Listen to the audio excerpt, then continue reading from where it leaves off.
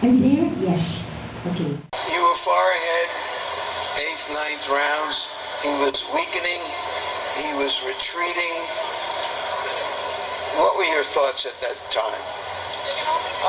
Sir, I tell you on that round, I really focus and very careful timing because he's looking for a big shot, looking for a one-punch knockout, and I keep pressure him, but I'm very careful for his counter. You wanted to knock him out in the last few rounds. You didn't want to just win a decision, correct? Yeah, we try our best the last round to try to knock him out because that's what my trainer says, and Did you think they would stop the fight before that 12th round? Oh, actually, I thought in the 11th round, I thought that they're gonna stop the fight, but I'm surprised that he's continued the fight until 12 rounds. But you didn't show him any mercy. I know. Available on YouTube as well. Larry Merchant is in awe of this man who has just knocked out his opponent after 12 grueling rounds, and he wants to get into the thoughts, into the head of this man, and asks him, how did you do it? What are your thoughts? And Manny Pacquiao gives his answer, gives his strategy, demonstrates his intelligence as a boxer, that he has a strategy, the inclusivity of his language. When Larry Merchant asks him, you wanted to knock him out, correct? And he answers, we were trying. The inclusivity of his language to acknowledge the efforts of his team and his trainer, despite the fact that he was the only one being pummeled with punches in that boxing ring. A sense of modesty as well. And lastly, a sense of humor when he gives his comment and then Larry Merchant answers back, but you didn't show him any mercy. And he laughs and he says, I know. Okay. In this way, he also shows social-linguistic competence.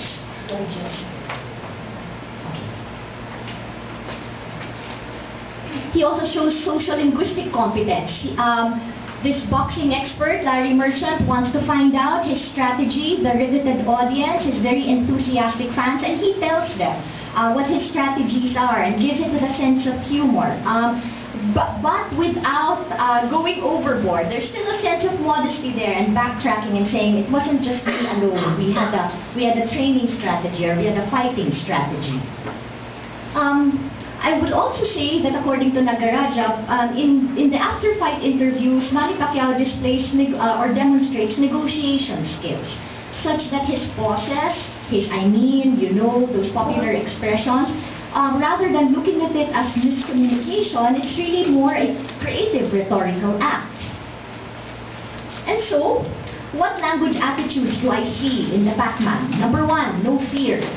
You will see from his body language, if you have seen that video, you will see in his body language how he leans forward, puts his ear nearer to the interviewer, really listens to the questions, and then he will tell you how he did his boxing, how he fought the 12 rounds.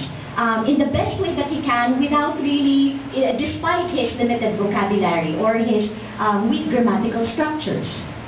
Second language attitude, as I said earlier, his focus on the task at hand. All the extra linguistic factors that could have distracted him or taken his attention away from the questions, but no, despite all of this, the blood and sweat dripping from his forehead and him having to wipe it away as he answers the question, shows his focus on the task at hand.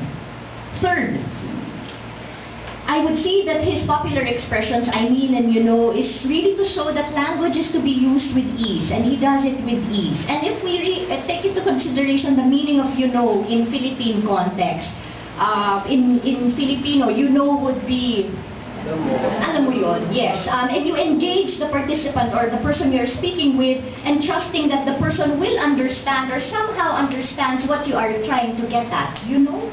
And so it's putting himself at ease, and he has capitalized on it by endorsing a product using that expression. Fourth, above all, Manny Pacquiao has shown patience, tolerance, and humility to negotiate differences. And I'm indebted to Dr. Martin for pointing this out, that in his earlier fights, in his earlier after-fight interviews, he used a translator. Somebody to help him. And perhaps with the frequent exposures for the interviews, the way he has probably gained confidence after his victories, after so many fights, the discovery that he can manage to carry on the interview without a translator was possible, and he manages. What does this mean for language learning and language teaching? His many interviews in international shows probably demonstrates what gradual means by how English is used more in multinational contexts by multilingual speakers than it is in homogeneous contexts of monolingual speakers. And we see that here in this conference. We see this when heads of states are being interviewed or international athletes are being interviewed on these shows. And so the negotiation of English in these authentic contexts also show how English is a heterogeneous language with multiple norms and diverse grammars in all the many ways that we use it in daily life. And so English has to coexist with other languages, with our languages, in our communicative acts every day. Some points to consider now as we go back to the classroom, how we teach our classes, how we raise students' levels of confidence, what kind of attitudes are developed in the classroom as our students make an effort to use the language. Number one, do our classroom tasks and practices accommodate what students are truly interested in? Do our tasks provide them with opportunities to talk about what they know? If we look at Manny Pacquiao's example again, you put him in the boxing ring, you ask him a question in English, he will tell you what he knows about boxing, and he knows his boxing. And you understand what he means by it. But I maintain, outside of that, interviews with Corina Sanchez, local TV shows, CNN, I don't find him as engaging and as spontaneous or as confident even when he is all dressed up and looking like the matinee idol. I don't find him as effective and speaker of English. But in the boxing ring, no doubt.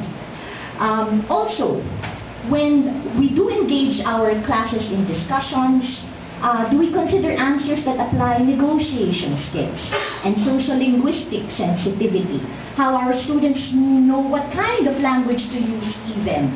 Or do we put more focus on grammar, accent, and pronunciation after they have developed much courage to raise their hand in class? Do we point out that they mispronounced a word in a different way, or they should have used a different subject-verb agreement? Or do we listen to content and then develop their levels of confidence? Number three, how do we prepare our students for the unrehearsed contexts which will demand from them proficient use of English? And I am thinking of my literature class this semester where I have 4 Koreans, 2 Japanese, and 2 students from East Timor, and about 13 to 15 Filipino students. And so I am wondering, as I observe my Filipino students, how they use their English, for example, in group discussions, where they know they don't have the added resource of code switching or making cultural references that they take for granted, and then they have to explain to the international student. How do they use their English to make sure that everybody understands in the group such that they can present a very effective oral presentation on a thematic analysis of a short story? So these are the unrehearsed contexts in which English is very important. My conclusions, although Manny Pacquiao might not know his grammar, he has displayed other competences such as discourse, the ability to maintain meaningful conversation, the ability to compensate any breakdowns and use it to his advantage, the causes and the expressions that he does know, and an awareness of the social-cultural context as well. To some extent, I will even maintain that he has demonstrated a certain level of proficiency in that he knows how to pragmatically use the language in an authentic context for a specific purpose, which is to manage his way through an after-fight interview. Finally, showing Manny Pacquiao's positive language attitude as an example to our students.